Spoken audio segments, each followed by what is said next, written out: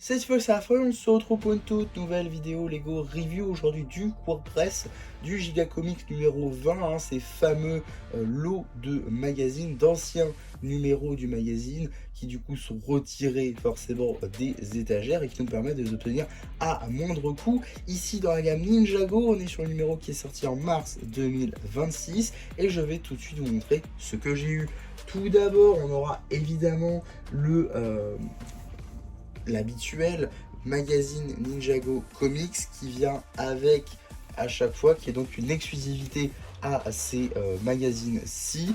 Et donc voilà, aujourd'hui on a ce magazine-là, Place au Dragon, avec du coup voilà, je vous fais une vidéo, je vous le présente en fait directement dans cette vidéo, parce que quand je fais des vidéos à part, elles ne marchent pas. Donc voilà, c'est plus sympa pour tout le monde. En tout cas, avant de commencer, on a directement une petite publicité pour le magazine Lego Marvel, donc que ce soit du Spider-Man ou alors du Marvel Avengers, avec notamment celui avec Captain America, issu de Captain Brave New World. Donc voilà, ça c'est plutôt cool. Évidemment, ces 4 numéros sont d'ores et déjà disponibles en vidéo sur la chaîne. En tout cas, on a juste ici un petit sommaire avec la bande dessinée au fil du courant, bande dessinée que je vous mettrai bien évidemment sur la chaîne BD, cela va de soi. Donc voilà, on passe très rapidement dessus, très rapidement dessus, à la fin de la bande dessinée, avec voilà, juste directement une petite page coloriage avec Cinder et Jordana, plutôt sympa, ainsi que des posters à découper, avec ici du coup les ninjas principaux on va dire de Dragon Racing, avec Sora, Aren, Lloyd, Nia et Kai, ainsi que bien évidemment le bébé Ryu. Et derrière on a Ninja pour tous avec du coup les tenues Dragon Racing saison 1. Donc voilà, petit magazine avec une BD supplémentaire, évidemment que là encore je vous remettrai sur la chaîne BD pour la BD qu'il propose. Ensuite je vais vous montrer tout simplement les deux magazines que j'ai eu, car oui, vous avez deux magazines par lot et c'est plutôt marrant parce qu'effectivement on vous montre un peu qu'est-ce qu'on peut avoir dans ce magazine là. Et j'ai eu aucun de ceux qui sont présentés.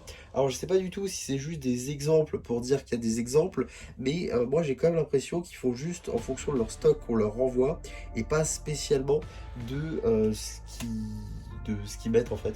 Donc voilà, c'est un peu bizarre. Pourquoi dire que vous pouvez avoir ça et finalement mettre d'autres trucs. Donc voilà, je sais pas. En tout cas, c'est quand même des magazines que je suis content d'avoir. Parce que tout simplement, juste ici par exemple, on a le magazine avec Vangelis, magazine que j'ai voulu avoir notamment sur le précédent lot, donc je suis très content d'avoir maintenant, notamment pour faire les films des généraux, parce que je les ai pas tous, donc voilà, ça me permet d'avancer là-dessus tout simplement. Donc ça c'est plutôt pas mal. On a également une carte de la série 6 que je vais du coup pouvoir mettre sur ma seconde série.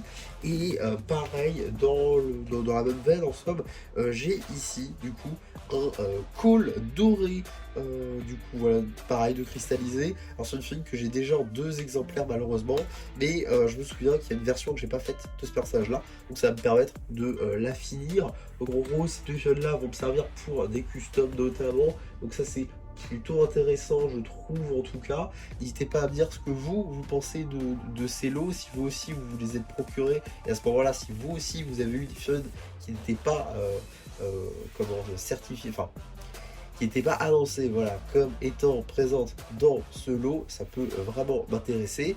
Et n'hésitez pas non plus à liker la vidéo, à vous abonner, à partager, et moi c'était MC qui vous dit bye bye.